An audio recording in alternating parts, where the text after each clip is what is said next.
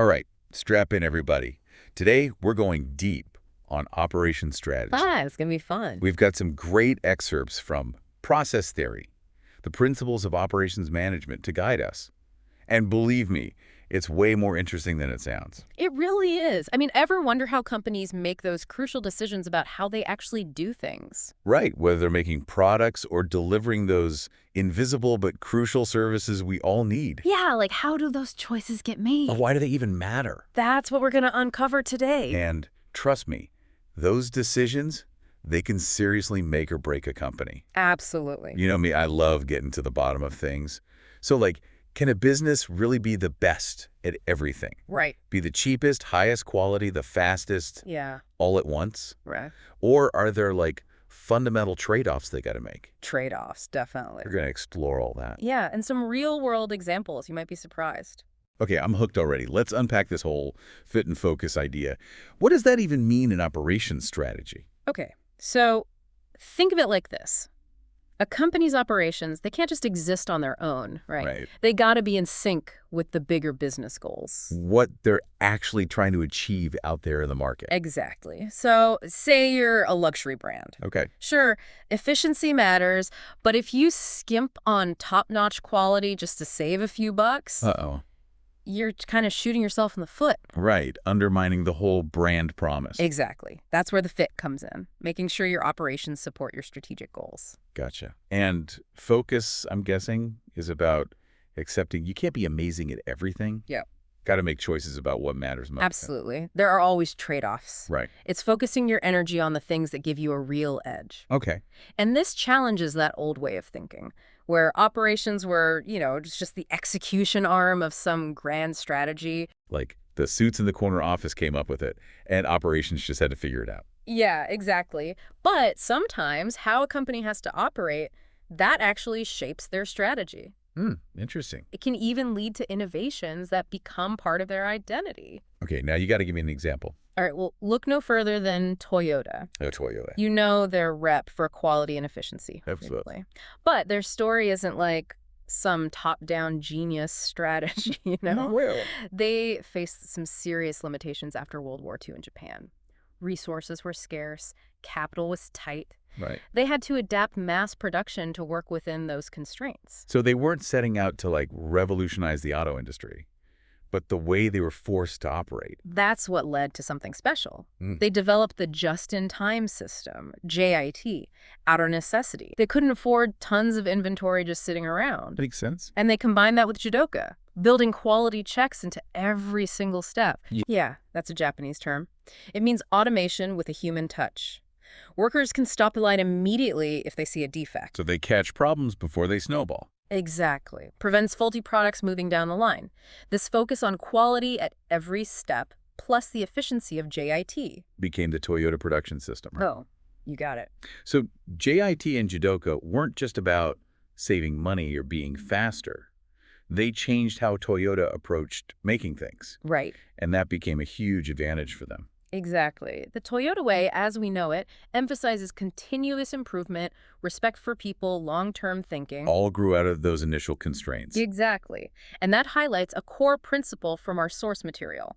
How you produce or deliver a service has got to fit what you're trying to achieve. No one-size-fits-all approach. Exactly. All right, let's get practical. When a company's trying to nail down its manufacturing strategy, what concrete choices are we talking about? There are a few big buckets of decisions. They got to think about technology and facilities, operating policies, how they organize everything. Gotcha. Big picture stuff. Yeah, but these choices have ripple effects. They affect everything, from workflow to the skills their workforce needs. Okay, let's break it down, starting with technology and facilities. All right, so a big one is the degree of automation.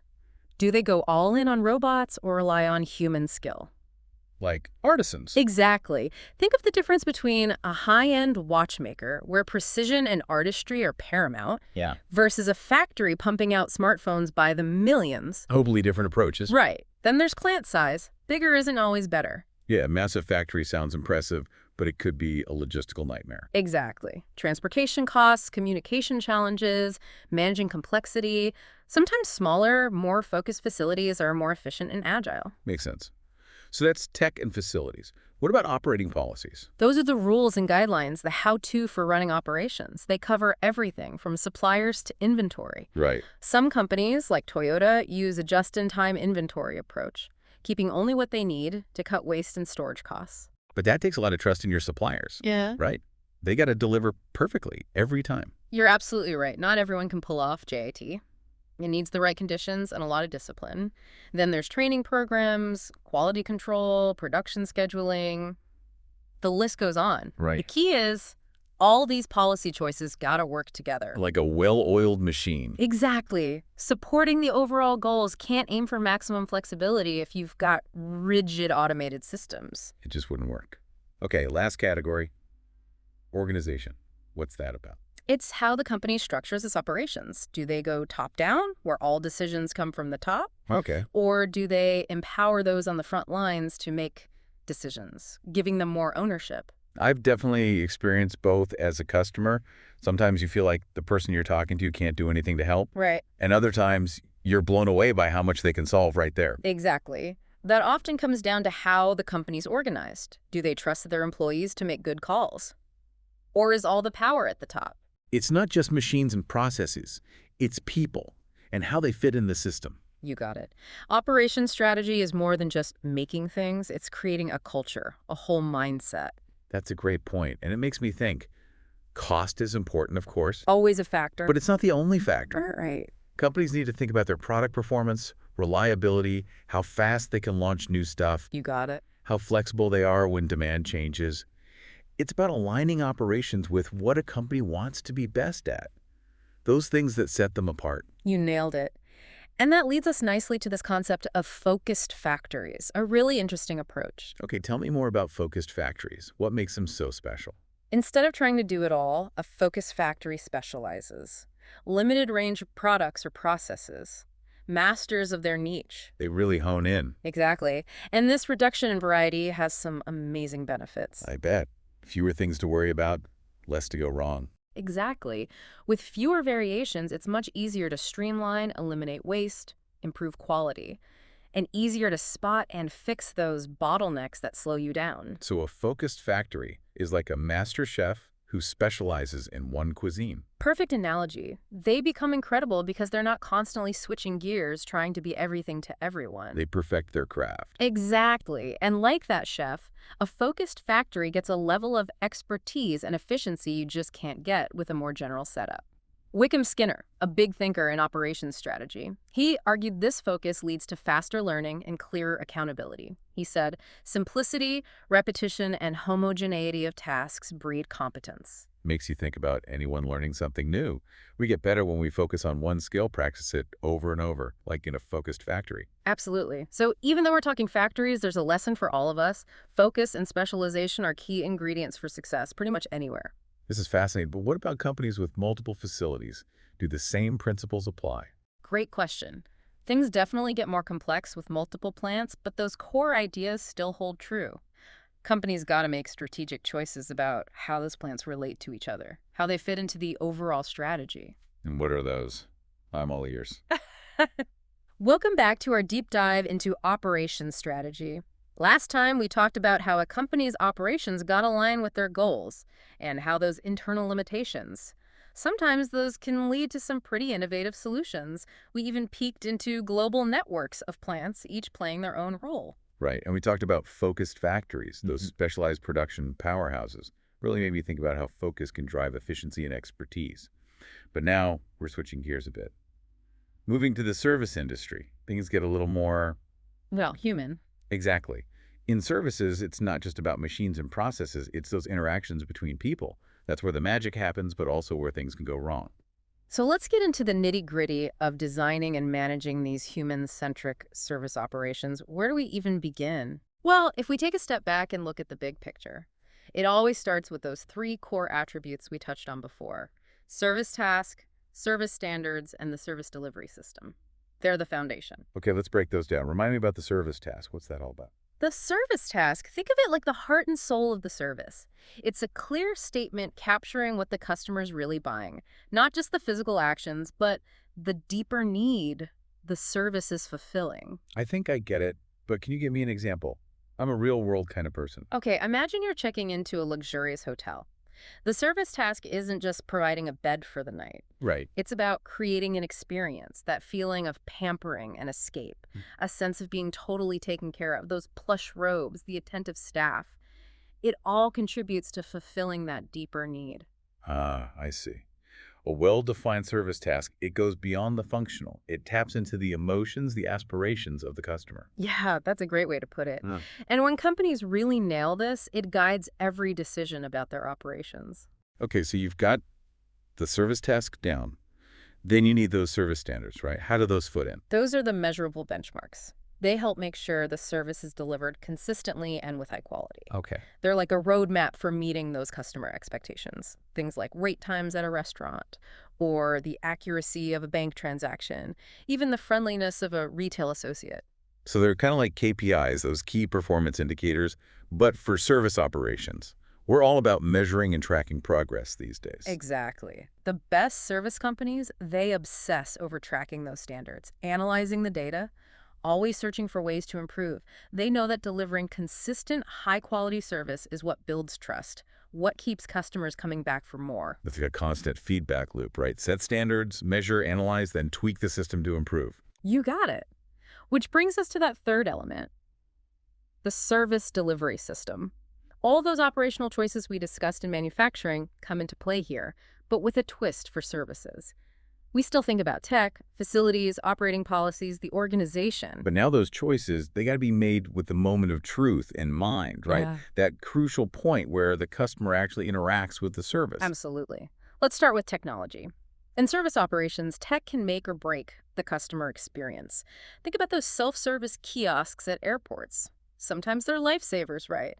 But other times, they can be so frustrating. Same with online banking apps. Even those tablets you use to order at some restaurants. Yeah, it seems like tech can either enhance or totally detract from the experience. Yeah. It all depends on how it's implemented. You hit the nail on the head. It's not just about having the fanciest tech. It's about using it strategically, supporting the service task and making the customer's life easier. And sometimes, good old-fashioned human interaction is still the best way to go. I totally get that. Sometimes you just want to talk to a real person, right? Okay, what about facilities? How does the design of a space affect service operations? Well, picture the difference between, say, a busy fast food place and a fancy sit-down restaurant. The layout, the decor, even the lighting, all carefully chosen to create a specific atmosphere and to shape the customer's experience. So the physical environment, it's like setting the stage for the entire encounter, building a world for the customer to step into. Exactly. And it's not just aesthetics. The layout can affect efficiency and flow, too. A well-designed hospital waiting room where everything feels calm and organized versus one that's cramped and chaotic. Big difference. Oh, I've definitely experienced both. The design of a space, it can either add to the stress or help alleviate it. And when you're talking services, those emotions are huge. They are. Okay, then we have those operating policies. In service operations, these cover everything from how those customer interactions are handled to how much power employees have to actually solve problems on the spot. Right, right. Things like a company's return policy or how they handle complaints, those can have a huge impact on customer satisfaction. I know I get frustrated when those things are a hassle. You're right, the details matter. Well-designed policies can really empower employees to wow the customer, turn a potentially negative situation into a positive one. We've all heard those stories about companies bending over backward to help a customer, even if it means breaking the rules a little. Those are the stories you remember, the ones that make you a loyal customer for life. Exactly. And those moments, they often come from smart operating policies, putting the customer first, giving employees the freedom to make things right. Finally, we have the organization. In services, this often boils down to how much decision-making power those frontline employees have. Right, that idea of empowering employees to really own the customer experience. Exactly. Companies that trust their employees to make good judgments, give them the authority to handle situations without a ton of bureaucracy, they tend to be much more responsive. Makes sense. Being able to act quickly and decisively, that can make all the difference in those moments of truth. Turn a negative into a positive. Exactly. So to recap, designing and managing service operations well, it takes understanding those three things: service task, service standards, service delivery system. Every decision, from the tech you use to the layout of the space, it should be made with the customer experience in mind. It's about creating those wow moments, the ones that build lasting loyalty. I'm getting it. But I gotta ask, are there common traps companies fall into when they're trying to implement all this? What trips them up? That's a great question. One of the biggest mistakes is not clearly defining that service task. Companies get so caught up in the day-to-day that they lose sight of the big picture. What are we really trying to achieve for the customer? They're so busy doing the service, they forget to ask why they're doing it. That seems like a recipe for trouble. It is. Without a clear service task as your guide, it's almost impossible to make strategic decisions about your operations. Everything ends up feeling random and reactive. I can see that leading to inconsistencies in the customer experience, and that's the last thing you want in services. Absolutely. Another pitfall is setting unrealistic service standards. Companies trying to be all things to all people, promising the world, but failing to deliver. Oh man, classic mistake. Over-promising and under-delivering, fastest way to lose trust with your customers. You got it. It's crucial to set standards that are challenging but achievable, and then to give employees the training and resources to consistently meet those standards. So it's not just setting high standards, it's creating a culture of service excellence, empowering employees to live up to those standards. Exactly. Which leads us to another trap: failing to empower employees. Some companies get so obsessed with control and efficiency that they create rigid systems. No room for flexibility or individual initiative. That sounds like a recipe for killing morale. And it probably stops employees from going above and beyond for the customer. And that's where the magic happens. You nailed it. The best service companies understand that their employees, their secret weapon, they trust them to make good decisions, give them the authority to solve problems on the spot. They create a culture where everyone feels ownership over the customer experience. So the takeaway for our listeners: designing and managing service operations, it's not just about creating efficient processes, it's creating a culture of service excellence, where employees are empowered to create those exceptional experiences. That's it. It's about looking at the whole customer journey, making sure that every interaction, from the first point of contact to that follow-up, is designed to build trust and loyalty, make people want to tell their friends about you. And that's what ultimately drives success, right? Creating those raving fans who love your company and what you stand for. Absolutely. Now, how about we dive into some real-world examples of service operations in action? See how these principles actually play out. I think you'll find it really interesting. Oh, I'm ready. Hit me with your best examples. I love seeing this stuff come to life. All right. One industry that's really upped its game in terms of service operations is the airline industry. Think about companies like Southwest Airlines, known for their friendly and efficient service, or Singapore Airlines, famous for their luxurious, attentive in-flight experience.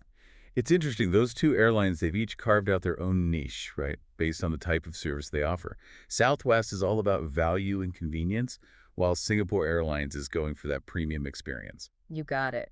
And their operations are designed to support those different service tasks. Southwest has streamlined their processes to minimize turnaround times, keep those fares low, while Singapore Airlines, they invest heavily in training their staff to provide that personalized, pampered experience. So everything from the types of planes they fly to how they handle boarding and baggage, it's all aligned with their service strategy. It's all connected. Exactly. And this principle, it applies across industries. Think about healthcare, for instance. Hospitals are getting more and more focused on improving the patient experience, recognizing that it's not just about delivering medical care, but also about creating a sense of comfort and well-being. I've definitely noticed a shift towards more patient-centered care. Like, hospitals are paying attention to the emotional side of healthcare now. Absolutely. They're redesigning facilities to feel less intimidating, more welcoming. They're implementing systems to cut wait times, improving communication, empowering nurses and staff to be more proactive. So they're applying those same service operation principles, but to make healthcare a more positive and holistic experience. It's not just about treating the illness, it's about treating the whole person. Exactly. And we see similar trends in retail. Look at a company like Nordstrom, known for their exceptional customer service. Oh yeah, Nordstrom is legendary for their no questions asked return policy and their amazing employees, always going above and beyond to make customers happy. Right. They've built a culture of service excellence, and it runs through their entire operation, from how they train their employees to how they handle every single customer interaction. So the main point here is that no matter the industry, those core principles of service operations, they still apply. Defining that clear service task, setting high standards, and then designing a system that lets employees create those amazing experiences. Exactly. And when companies get this right, it's a win-win for everyone. Happy customers lead to more loyalty, which drives profitability and growth, and allows the company to invest even more in their service operations. It's a virtuous cycle. It's amazing how those small operational choices can have such a huge impact on a business, like a chain reaction. It really is. And as we continue to explore this topic, we'll uncover even more insights into how companies can use service operations to stand out from the crowd and thrive in this experience-driven world we live in. Back again for the deep dive. Man, we've been on a journey with operations strategy, haven't we? We have. From those busy factories to the more personal side of services. It's amazing how these behind-the-scenes decisions really shape our experience as customers. We might not even realize it. Right. It's fascinating. We've seen how companies, big and small, use these principles to create those wow moments. The ones that make loyal fans. Exactly. And those real-world examples, airlines, healthcare, retail, it shows how powerful it is when a company's operations really match their service goals. I'm still thinking about Nordstrom and how those employees can go above and beyond to solve problems. Makes a huge difference. But now I'm curious, what's next? What's the future hold for operations strategy? Things change so fast. What are the trends and challenges? That's a great question. It's something a lot of business leaders are thinking about these days. One of the biggest things is the rise of digital tech. We've got this explosion of data, automation's moving so fast, and AI is starting to really impact how businesses operate.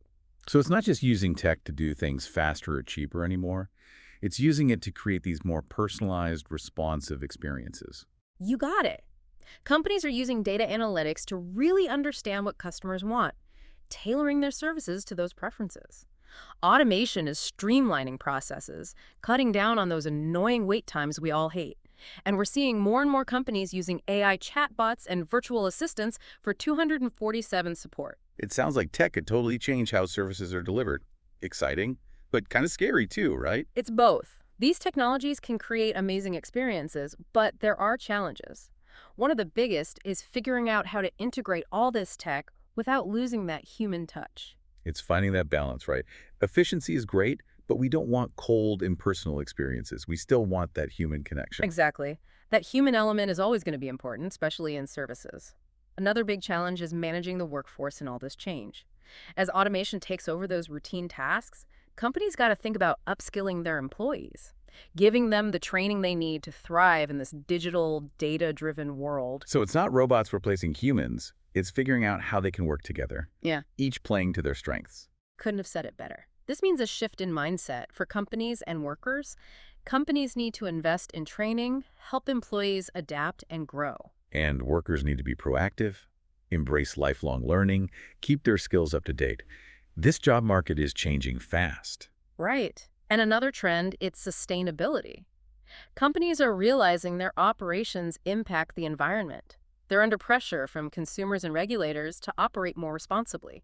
So it's not just efficiency and profits anymore. It's balancing those with being good stewards of the environment, doing business without costing the earth. Exactly. We're seeing companies reduce waste, conserve energy, source materials sustainably.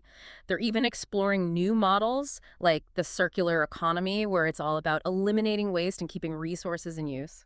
That's great to hear. Sustainability becoming a core part of operations strategy gives me hope. Me too. And this is just going to get bigger. Consumers want eco-friendly stuff, and those regulations are getting tougher. So for our listeners, the takeaway is the future of operations strategy. It's not standing still. It's dynamic, always evolving. Companies that want to win need to embrace tech, invest in their people, and make sustainability a top priority. I agree. And it's not just keeping up with trends, it's seeing them as opportunities, create more value for customers, build a more sustainable future for everyone. It's been awesome exploring this world with you. We've covered so much, from those basic principles to what's shaping the future. Operations strategy is so crucial. I've loved it. I hope our listeners see how powerful this stuff is. Operations strategy can make or break a business in today's world. Absolutely. And as we wrap up, here's a final thought for everyone. Now that you've seen behind the scenes, start paying attention to this in the businesses you interact with. Can you spot the choices they're making, big or small, that shape your experience? That's a great idea. Once you start noticing those details, you'll understand how businesses really work. You'll make smarter choices as a consumer. And who knows? You might even be inspired to use some of these principles in your own work or even your personal life. The possibilities are endless. Thanks for joining us on this deep dive. Until next time, keep learning, keep exploring, and keep diving deep.